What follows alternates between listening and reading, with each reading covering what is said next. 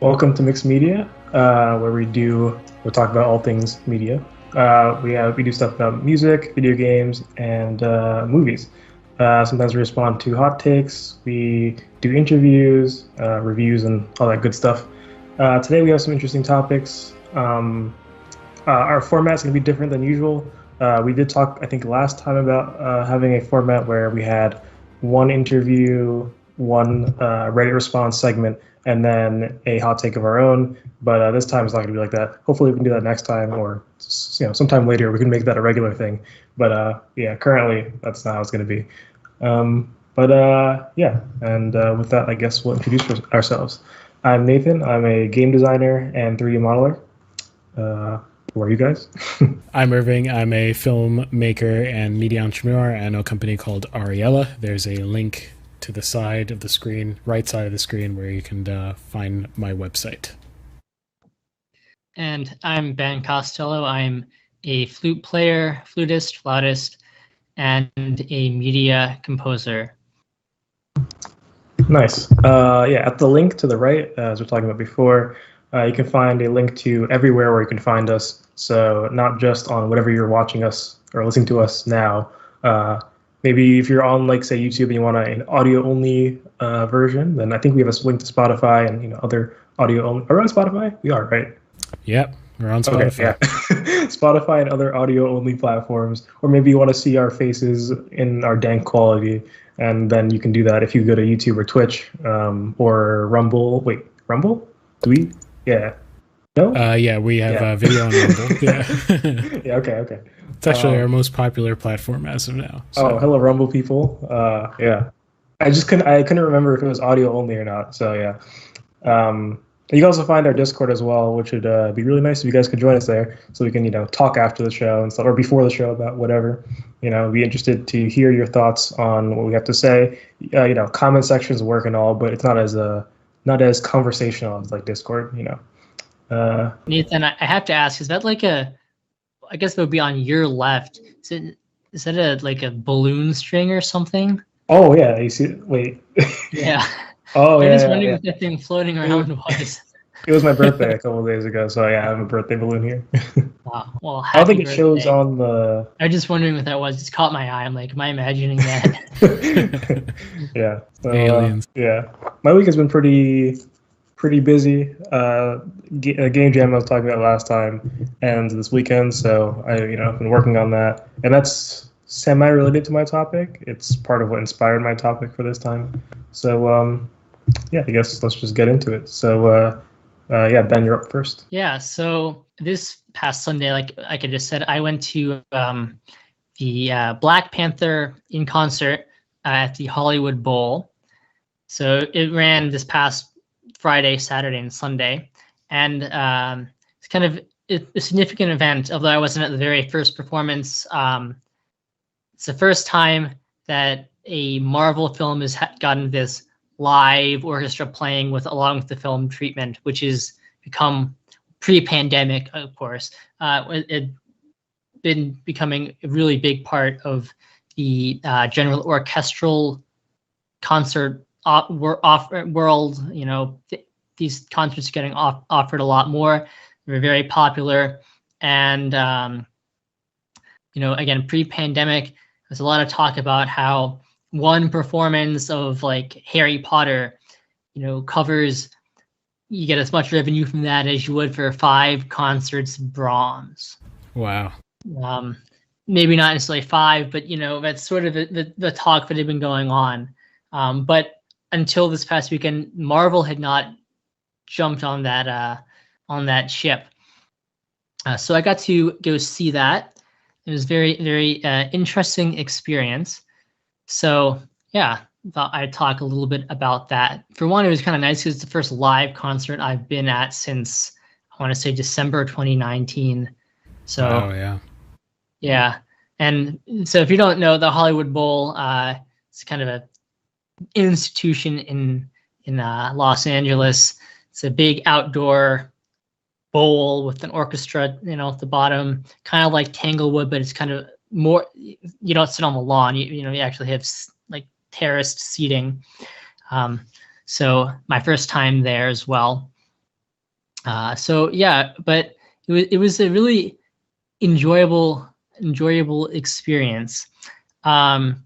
I'm not really going to talk about the music itself, because talking about the music of Black Panther is its whole other, show segment that we're not really going to get, not going to get into that so much. I haven't actually been to too many of these live, orchestra playing along with film. I've been to only one other concert like that, and it was West Side Story, and I don't think that really counts, because the music to West Side Story is just such a standard for orchestras anyway.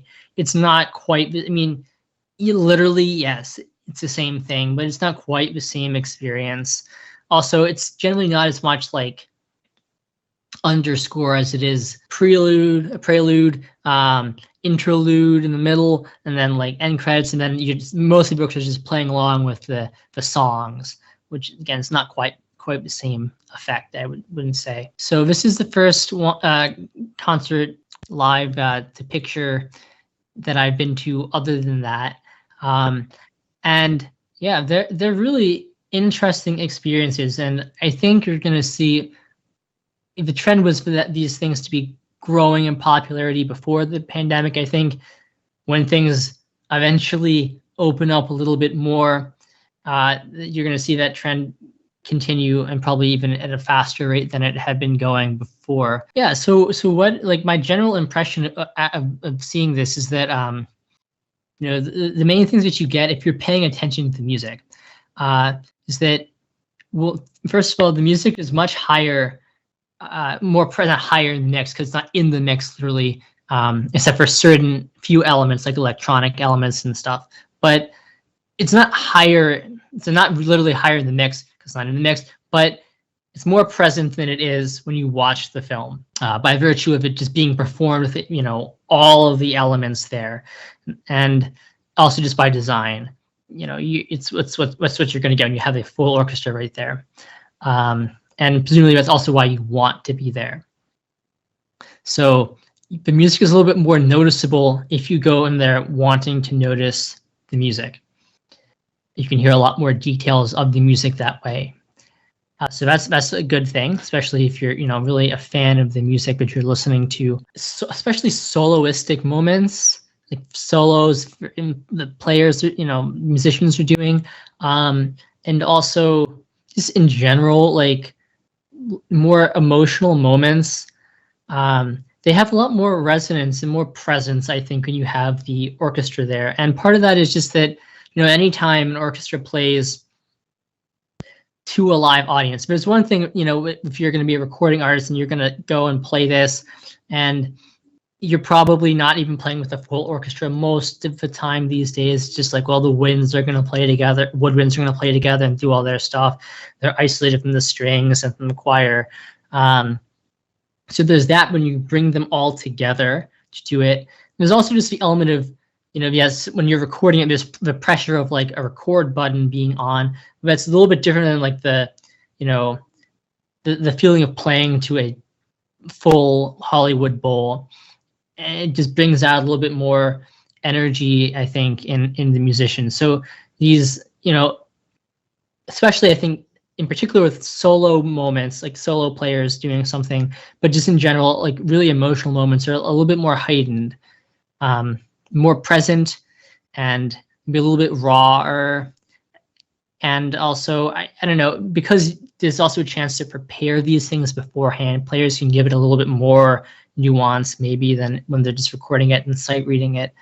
So I think if you go to one of these kinds of concerts, you'll notice that. The other thing that really struck me is the kind of, and I'll talk a little bit more about this in a second, but the tension between like what the experience is supposed to be. And I think in some ways, the choice of Black Panther as the first Marvel film to get this live in concert production is both good and bad, and it kind of highlights why the choice of the film can be create some of this tension. So I think a lot of people are there because they they like the film, but they also want to be there for the musical aspect of it. like, all the stuff I was talking about, getting to hear music a little bit more clearly, some of that more emotional resonance to it. But a lot of people, I think, are also there, and I obviously just listening to people talk around me too, because they like the film Black Panther, which is great. Like if it's what you want to do, you want to go see a film that you like, and just a bonus if there happens to be a live orchestra performing it, that's great too. But I think that kind of creates a different experience. Like I heard lots of people who are sitting around me just saying like, oh, I keep forgetting that there's actually an orchestra playing this. I thought I was just watching the movie. I heard that many times while I was there. So that's some of the, the tension that you get with this. Another factor too is that, and maybe this is more of a thing for something like Black Panther, which is such a kind of important cultural thing, and a more recent cultural thing, and has resonance with what's the actor's name? I think my mind's making the lead actor who just died. Boseman, right? Yeah, Chadwick Boseman. Yeah. So I think that also plays into it. But lots of, maybe you wouldn't give us like if you're, in an indoor setting, but there are just so many people, like certain moments of the film get cheering and clapping. Kind of strange. I also would say that if you don't know the film, this is not a way to like experience the film for the first time, because I to be fair, that's a bracket that I was in because I've never seen the film before. So my mind was actually a little bit paying more attention to the film itself than to the music than I would have liked. So I recommend you know the film first, generally, my recommendation. But yeah, I think part of it just because it's such a like cultural touch, I don't know, it's more cultural resonance than like a lot of other films. Like I don't think people are going to get up and cheer when they're watching Harry Potter. There are lots of people just getting up and cheering and if you don't know the film itself, it's a little strange. You're like, oh, I didn't know there was some big moment that was, about to come up, some feminist line, but a lot of people want to cheer for or something like that. Like, I didn't know that. So it's a little odd, but anyway, so that's like my general impression of the experience itself. But it's more on the tension and the importance of this. So clearly Disney recognizes the importance of what they did by putting this on. I believe, so the performance I went to, the composer, Goranson, got up and talked before the concert. And then Kevin Feige got up and talked. It's kind of cool. I don't think he was at the other two concerts from what I've read. So I got to see Kevin Feige get up. And so Kevin Feige is basically the head of Marvel. Yeah. That's pretty crazy. Yeah. So that Disney recognizes the importance of doing this if they're going to send Kevin Feige away from whatever his regularly scheduled activities are to go to this performance and give a speech hyping everyone up. So I think that's a good thing. It shows that Disney recognizes that this is a way that if they just keep doing this, I mean, they've done it for Star Wars, because I think that Star Wars, those concerts probably started before Disney acquired Star Wars. And Star Wars is also like a relatively obvious choice for this as well. Like, yeah. The music is like, if you have to pick one, film franchise for its music, you're going to pick Star Wars. Right. And John Williams, the name alone is just going to sell tickets. So I don't think that was Disney's decision. Also, they need to do not just the original trilogy, though, but that's a whole nother question. But yeah, I think it's a recognition, though, that on Disney's part that you sell the Hollywood Bowl 3 nights in a row, and you're going to send Kevin Feige out there to talk about how momentous this moment is to have a Marvel film being done live with an orchestra. Hopefully that's just a recognition on Disney's part that they just keep doing these. The effort to produce one of these scores is not that not relatively that much. And by putting these on, you're going to be printing money, essentially. So, I hope that they recognize that. I think that they would. I think they do just because they sent Feige out there. And so I hope they continue doing that. Maybe that's also a recognition that there are a lot of other things that they can do with film music, like releasing scores. That's just going to be printing money.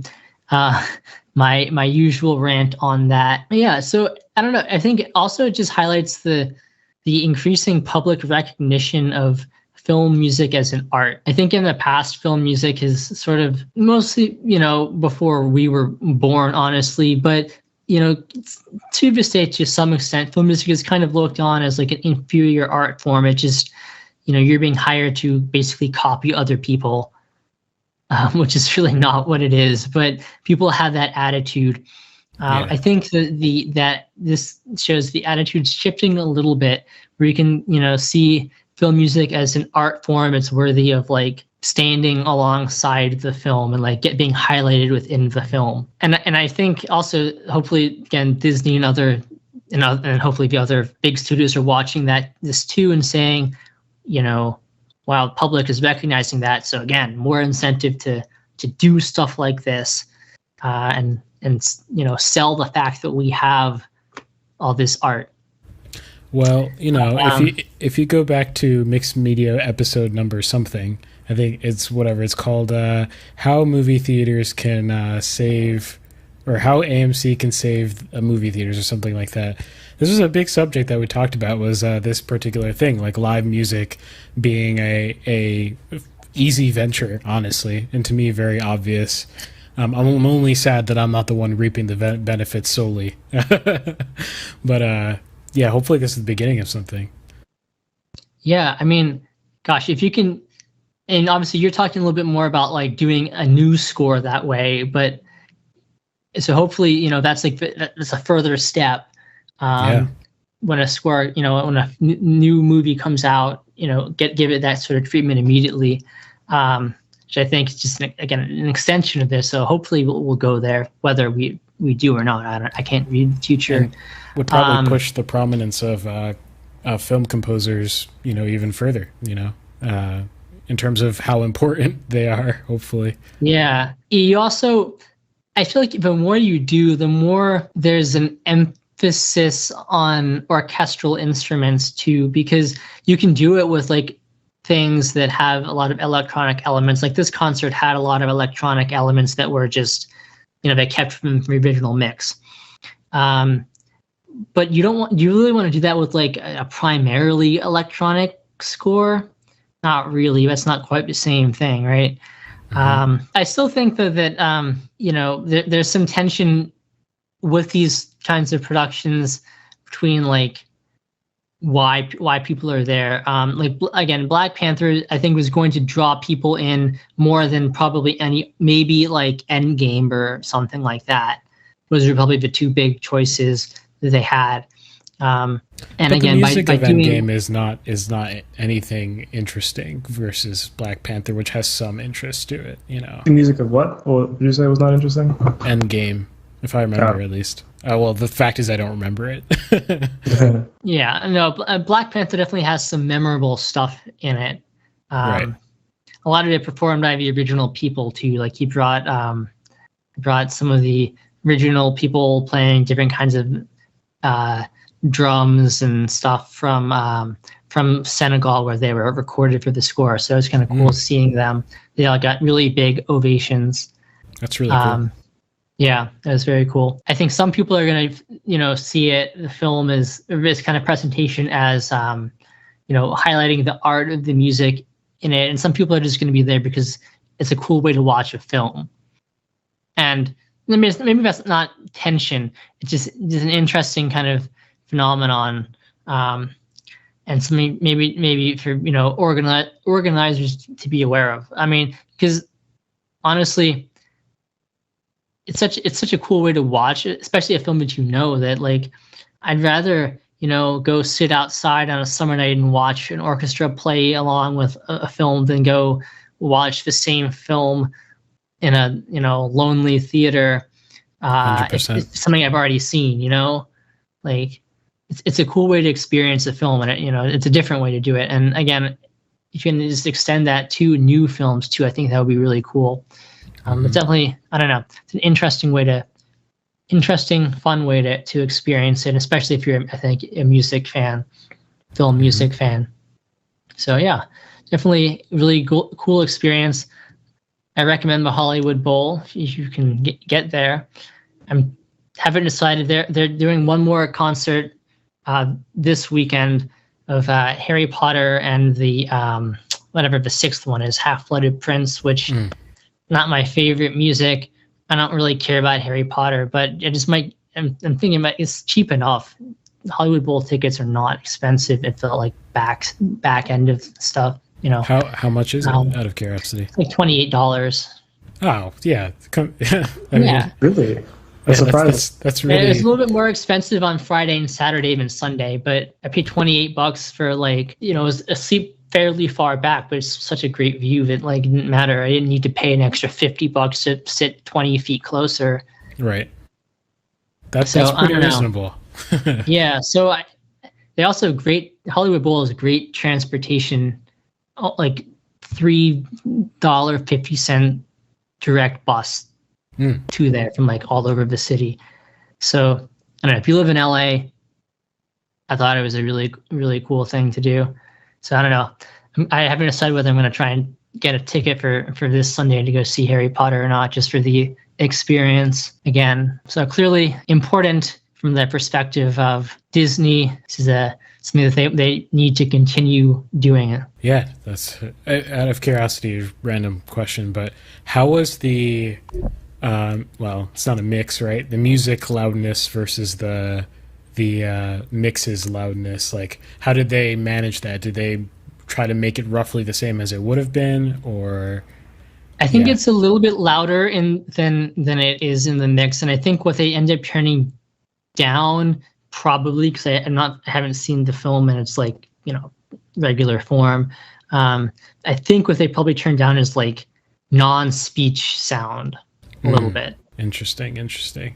Yeah, I always wondered if people were going to do that, how that would work out. That was my inclination too, is I would let the music be louder than it would be normally. Yeah, it definitely is higher than it would be in any regular mix.